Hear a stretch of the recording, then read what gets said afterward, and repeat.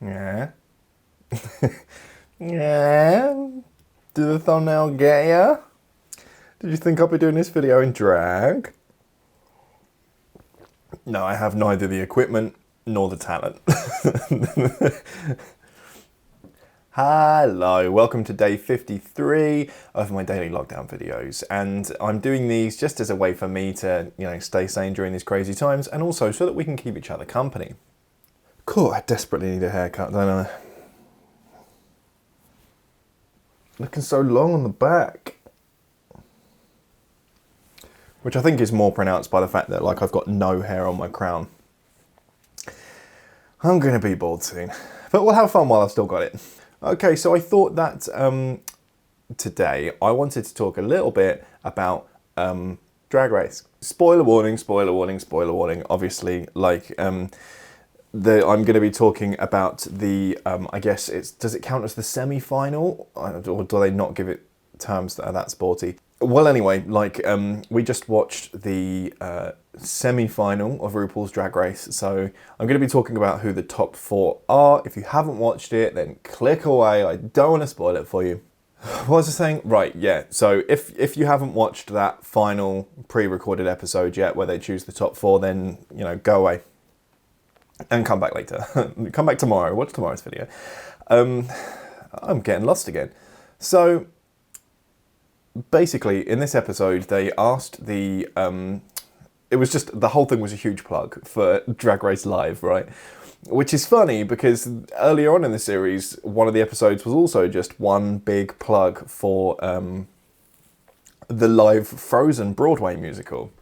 And it's like, they must have paid a lot of money for that placement in the show, and it's kind of, I mean, I guess it will live on forever as people rewatch the series, right? But that can't be open now, surely. No one's booking tickets for the Frozen Broadway musical because of, COVID, right? And the same's got to be true for Drag Race Live. Surely it's not on. But anyway, this was all pre-recorded before all this kicked off, so there's a mini challenge that makes them get dressed up like Vegas girls, and then on the main challenge, they're putting on a big musical spectacular performance-y type thing that emulates a Drag Race Live in Vegas show, right? Which, I mean, good for them. Those girls must be making bank to be on that Drag Race Live show. I mean, I don't know, but I don't know what they're paid or anything like that, but it seems like it's escalation, that having a live Vegas show has got to be quite successful, right? I wonder if it's temporary or if they've got a fixture. Do you know what I mean? That's got to make a lot of money.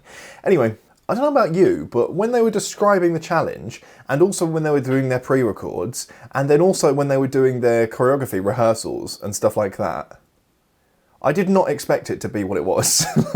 When they all came out and they did this Vegas thing, it had singing parts, it had rapping parts, it had all kinds of musical theatrical production stuff, loads of choreo they didn't show us.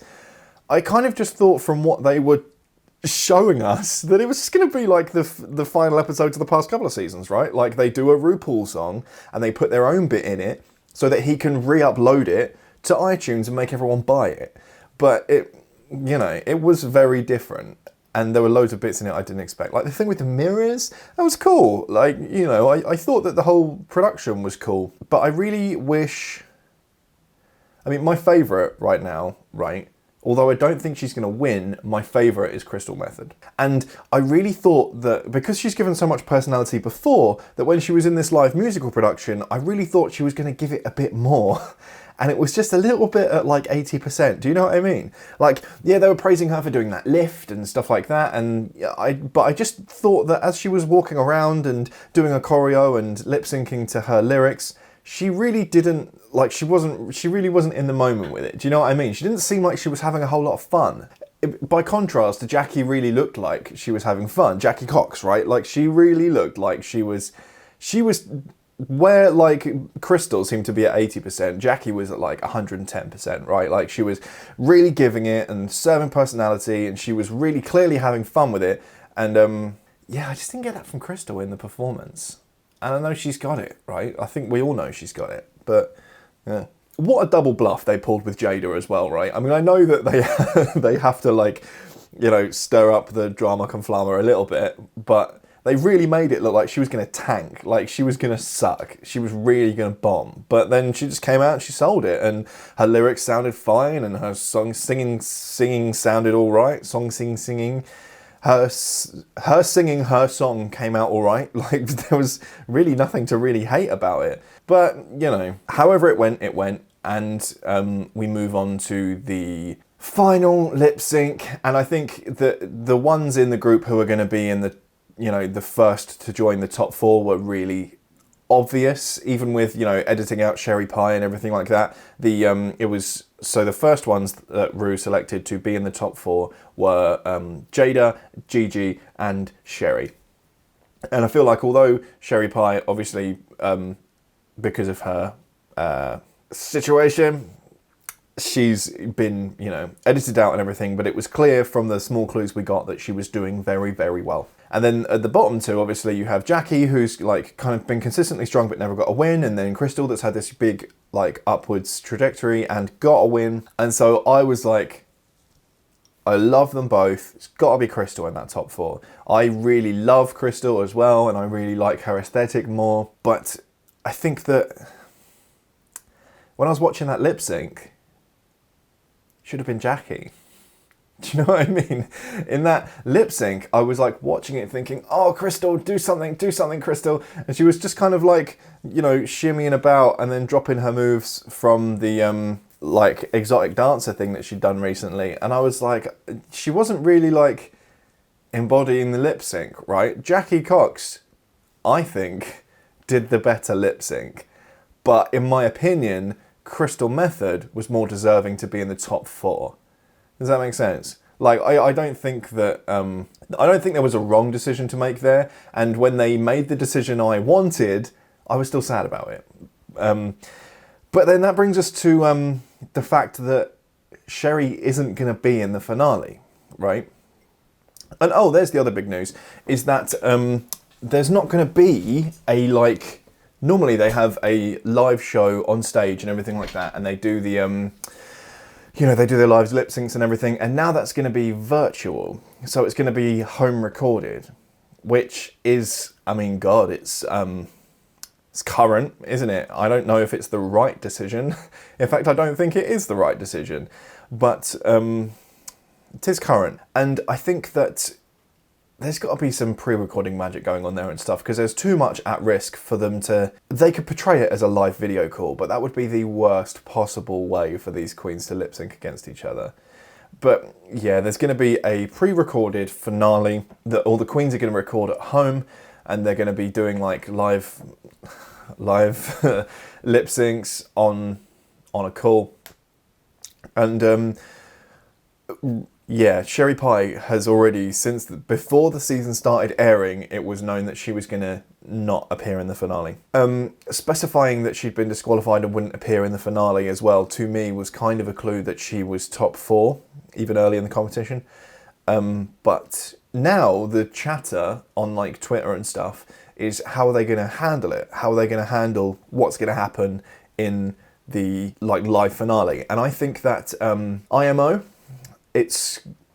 they're going to put Jackie in the top 4 because they need their runtime, right? They need their lip syncs. They need the 3 lip syncs, right? So to eliminate people. Yeah, so there's next week is going to be the reunion, which they are doing over a call.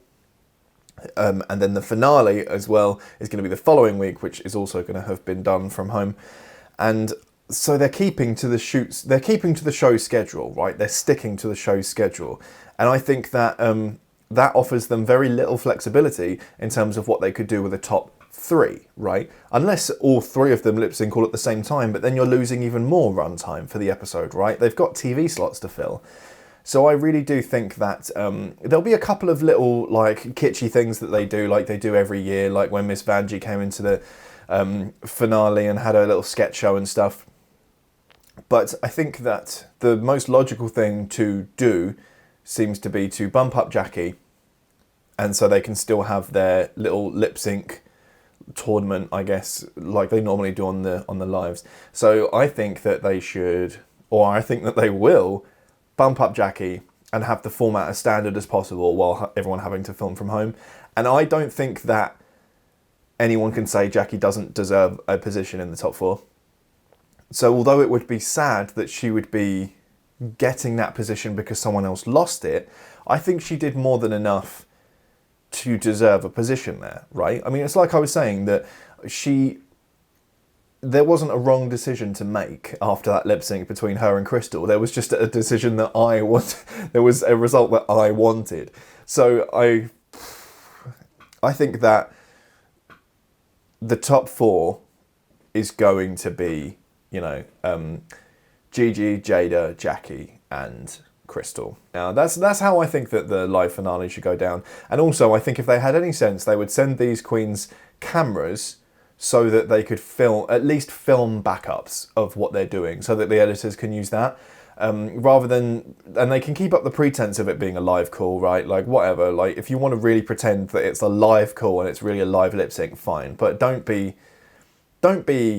making it, don't record it like that, please. Do you know what I mean? Don't record it like that, because there's going to be Wi-Fi issues, there's going to be like camera issues. If the Wi-Fi lags a little bit, then the quality can drop. You could get like, their lip syncing might be out of time because the audio goes or something.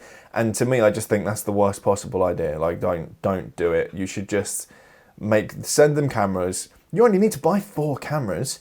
Just send them nice cameras that will shoot good quality shit that they can do in their own homes, and then show them alongside each other. And then that will be high quality, and although it'll be at home, it's not going to be like all, the quality's not going to degrade. No one's going to accidentally lose the crown because they had Wi-Fi problems. Do you know what I mean? Like, anyway, if World of Wonder is watching my tiny little self-indulgent YouTube channel, you're welcome for that plan. Okay, bye.